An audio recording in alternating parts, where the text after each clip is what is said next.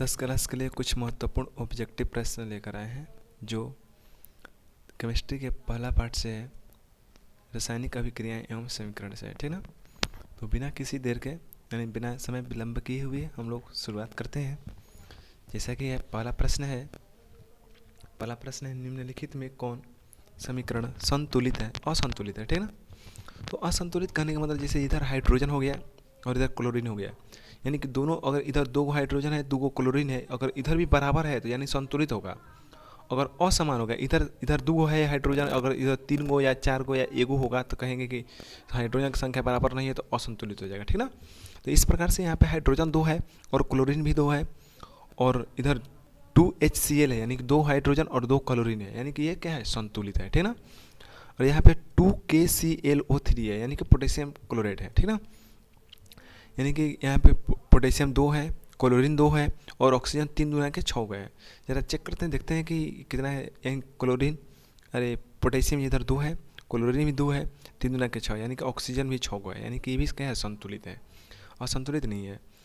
PbNO3 का whole twice, यानी कहने का मतलब ये है कि यानी कि Pb जो है यानी कि लेड 1 है, इधर भी 1 है और ऑक्सीजन 3 दूना के 6 है। इधर चेक करते हैं 6 है कि नहीं, 2 4 1 5, ये तो मिल गया हमारा। क्या हो गया, ये असंतुलित रासायनिक समीकरण है। क्या है, ये असंतुलित है क्योंकि ऑक्सीजन इधर 3 दूना के 6 है, इधर क्या है 2 4 1 5 ही है, इसलिए ये असंतुलित है। ये 4 हाइड्रोजन 2 ऑक्सीजन 2 ऑक्सीजन, ये संतुलित है। ठीक ना। इस प्रकार से संतुलित और असंतुलित हम लोग पहचान कर सकते हैं। करें निम्नलिखित में कौन समीकरण संतुलित है। संतुलित अब अभी हम लोग जाने कैसे संतुलित पता करना है। यहाँ पे यानी Fe यानी लोहा, यानी Fe यानी फेरस बोलते हैं या फेरिक बोलते हैं या लोहा बोलते हैं। लोहा का संकेत Fe होता है। एगो है क्लोरीन इधर 2 है, इधर 3 है, यानी कि ये संतुलित नहीं है, असंतुलित है। हमको संतुलित खोजना है। नाइट्रोजन 1 गो 2 गो नाइट्रोजन, इधर भी 2 गो है। हाइड्रोजन 4 गो है, इधर 2 दूना के 4 गो हाइड्रोजन है। ऑक्सीजन 2 है, ऑक्सीजन 2, कहेंगे कि ये क्या है, संतुलित समीकरण है। जो ख है 4 के ख है जो संतुलित है और बाकी सब होंगे असंतुलित होंगे। चलिए ठीक है, अगला पढ़ते हैं। कैल्शियम कार्बोनेट को गर्म करने पर, यानी कैल्शियम कार्बोनेट का सूत्र होता है CaCO3 होता है। ठीक ना। करेक्ट। कैल्शियम कार्बोनेट को गर्म करने पर कैल्शियम ऑक्साइड यानी कि CaO, कैल्शियम ऑक्साइड एवं कार्बन डाइऑक्साइड बनते हैं, यानी कार्बन डाइऑक्साइड, कैल्शियम ऑक्साइड और कार्बन डाइऑक्साइड यानी CO2 बनते हैं। करें ठीक। तो यह किस प्रकार की रासायनिक अभिक्रिया है।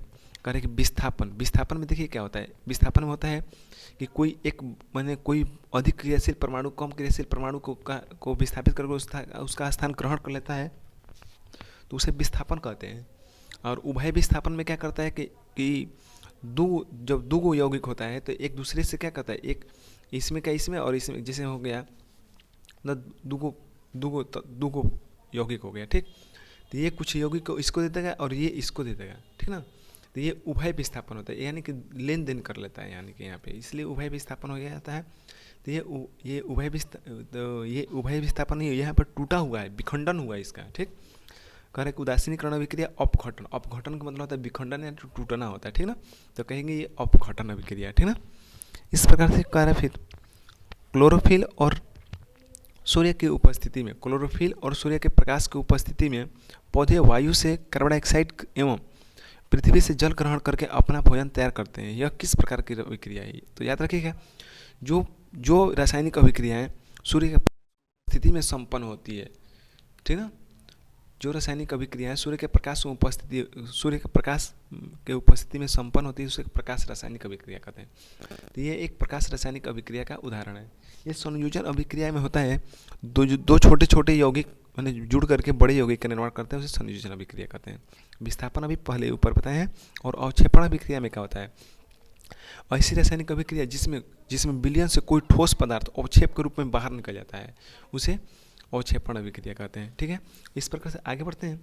57 नंबर सवाल में कह रहा है सिल्वर नाइट्रेट के जलीय विलयन में सोडियम क्लोराइड का जलीय विलयन डालने पर अविलेय सिल्वर क्लोराइड विलयन से पृथक हो जाता है। इस अभिक्रिया को क्या कहते हैं। देखिए ना, अविलेय यहाँ पे अभी पढ़े ना, अवक्षेपण अभिक्रिया। तो यानी कि सिल्वर नाइट्रेट के जलीय विलयन में सोडियम क्लोराइड के जलीय विलयन डालना जाता है ना, तो क्या होता है कि जो सिल्वर क्लोराइड जो होता है AgCl जो होता है, का विलयन जो होता है अलग होता है, ठीक ना, उसे अलग मैंने ठोस के रूप में अलग होता है। तो ऐसी अभिक्रिया क्या कहलाती है? अवक्षेपण अभिक्रिया कहलाती है। यानी कि यहाँ पे अवक्षेपण अभिक्रिया यानी ग हमारा आंसर सही होगा। तो उदासीनीकरण अभिक्रिया किसे कहते हैं? याद रखिएगा, उदासीनीकरण अभिक्रिया कहते हैं जब किसी अम्ल की अभिक्रिया क्षार के साथ कराई जाती है तो उदासीनीकरण जल और लवण का निर्माण होता है, जिसे उदासीनीकरण अभिक्रिया कहते हैं। अपघटन अभी आगे पढ़े हैं। अपघटन का मतलब होता है टूटना, यानी जब कोई बड़ा यौगिक टूट करके दो छोटे छोटे यौगिक का निर्माण करता है तो उसे अपघटन अभिक्रिया कहते हैं। ऊष्माक्षेपी अभिक्रिया किसे कहते हैं? तो ऐसी रासायनिक अभिक्रिया जिसके होने के फलस्वरूप ऊष्मा की उत्पत्ति होती है तो उसे ऊष्माक्षेपी अभिक्रिया कहते हैं, ठीक ना। आगे बढ़ते हैं। फिर कह रहा है कि सोडियम हाइड्रोक्साइड यानी कि NaOH यानी कह रहा है सोडियम हाइड्रोक्साइड यानी कि आपको कह रहा है NaOH यानी कि ये एक क्या है? सोडियम हाइड्रोक्साइड, ये एक प्रकार का क्षार है, ठीक। और कह रहा है हाइड्रोक्लोरिक अम्ल के बीच अभिक्रिया होने पर यानी कि HCl के बीच अभिक्रिया होने पर कह रहा है कि सोडियम क्लोराइड एवं जल बनता है, यानी कि अभिक्रिया होने पर NaCl सोडियम क्लोराइड और जल H2O बनता है।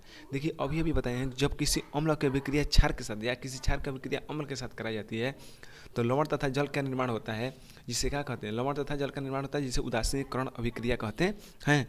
तो इसे अवक्षेपण भी नहीं कहेंगे, अपघटन भी नहीं कहेंगे, विस्थापन भी नहीं कहेंगे, इधर उदासीनीकरण अभिक्रिया कहेंगे, ठीक ना। अब देखिए कह रहा है निम्नांकित में रेडॉक्स अभिक्रिया कौन है? देखिए रेडॉक्स अभिक्रिया किसे कहते हैं? जब ऐसी रासायनिक अभिक्रिया जिसमें ऑक्सीकरण और अवकरण की अभिक्रिया साथ साथ हो तो उसे रेडॉक्स अभिक्रिया कहते हैं। देखिए जहाँ ऑक्सीजन का वियोग होगा तो वहाँ पे क्या होगा? अवकरण अभिक्रिया होगा, जहाँ संयोग होगा ऑक्सीकरण अभिक्रिया होगा। तो ऐसा, या फिर जहाँ हाइड्रोजन का संयोग होगा उस वहाँ पे अवकरण अभिक्रिया, जहाँ पर वियोग होगा ऑक्सीकरण अभिक्रिया। तो ऐसी घटना खोजिए। देखिए इसमें क्या है, इसमें क्या हुआ है? इसमें टूट करके अलग अलग हुआ है, यानी कि यहाँ पे वियोग हुआ है, यानी अवकरण अभिक्रिया कर सकते हैं। यहाँ पे ZnO+C, ठीक, ZnO+C यानी कि देखिए Zn से यानी जिंक से ऑक्सीजन का क्या हुआ है? वियोग हुआ है, यानी अवकरण अभिक्रिया। और कार्बन के साथ ऑक्सीजन का संयोग हुआ है, यहाँ पे क्या हुआ? ऑक्सीकरण अभिक्रिया, यानी कि ऑक्सीकरण और अवकरण दोनों साथ साथ यहाँ पे हुआ है, इसलिए यहाँ पे क्या होगा? रेडॉक्स अभिक्रिया ख होगा, ठीक ना। इस प्रकार से आगे बढ़ते हैं। 10 नंबर सवाल में करें निम्नलिखित में ऊष्माक्षेपी अभिक्रिया कौन सी है, ठीक ना। ऊष्माक्षेपी अभिक्रिया, अरे ऊष्माक्षेपी अभिक्रिया अभी तो पता है ऐसी रासायनिक अभिक्रिया जिसके फलस्वरूप ऊष्मा की उत्पत्ति होती है। इसमें ऊष्मा की उत्पत्ति कहाँ हुई है?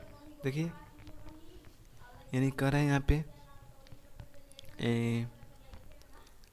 H2 यानी N2+O2 यानी कि 2NO- क्यूब जूल कर रहे हैं, यानी कि ऊष्मा यहाँ पे ऊष्मा कम हो रही है, ठीक ना।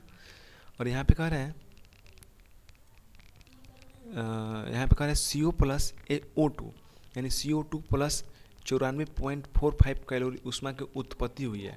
और यहाँ पे देखिए ना ऊष्मा इसको संपन्न करने के लिए ऊष्मा की आवश्यकता पड़ रही है, तो आवश्यकता पड़ रही तो ऊष्माक्षेपी नहीं ऊष्मा शोषी कहला जाएगा। यानी कि ऐसी रासायनिक अभिक्रिया जिसके फलस्वरूप ऊष्मा के अवशोषण होता है उसे ऊष्मा शोषी अभिक्रिया कहते हैं। तो ये ऊष्मा शोषी हो जाएगा, ये क्या हो जाएगा? ऊष्माक्षेपी अभिक्रिया। यहाँ पे क्योंकि इतना कैलोरी ऊष्मा का क्या होता है? उत्पत्ति हो रही है, इसलिए हमारा क्या हो जाएगा? ख हो जाएगा आंसर सही। अब आते हैं 12 नंबर सवाल में। निम्नलिखित में कौन 11 नंबर सवाल, सॉरी, निम्नलिखित में कौन ऑक्सीकारक है? ऑक्सीकारक यानी कि O2 है, O2 हो जाएगा ऑक्सीकारक का आपका, ठीक ना। निम्नलिखित में कौन अकारक गुण प्रदर्शित करता है? तो अकारक गुण प्रदर्शित करने वाला H2S है, यानी कि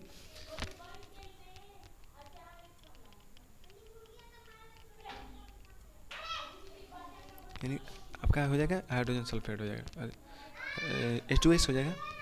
अगला फिर आते हैं, कुछ प्रश्न और है, देखते हैं। कह रहा है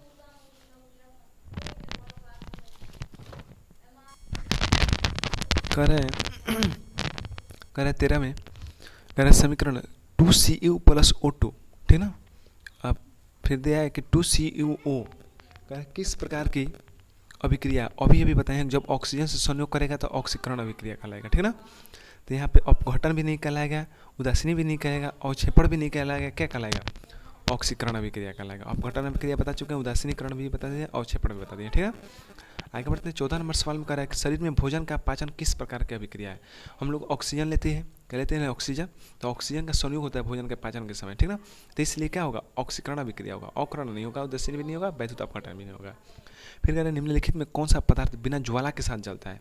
मोमबत्ती में ज्वाला होती है, किरोसिन में भी ज्वाला होता है, मेथेन गैस भी जलता है। जैसे देख लीजिए ना, आपका जो एलपीजी गैस है जलता है तो ज्वाला के साथ जलता है, या लाइटर जलता है तो ज्वाला के साथ जलता है ना। लाइटर में मेथेन गैस का उपयोग किया जाता है, लेकिन कोयला ज्वाला के साथ नहीं जलता है, केवल मतलब ऊष्मा उत्पत्ति करता है, ज्वाला नहीं देता है, ठीक ना। इस प्रकार से कोयला होगा यहाँ पे। ठीक है, इस वीडियो में यहीं के लिए समाप्त करते हैं। जय हिंद, जय भारत। कृपया वीडियो अच्छी लगी है तो लाइक और सब्सक्राइब करना ना भूलिएगा। कमेंट बॉक्स में जरूर बताइएगा वीडियो कैसी लगी, ठीक है ना। ठीक है, जय हिंद, जय भारत।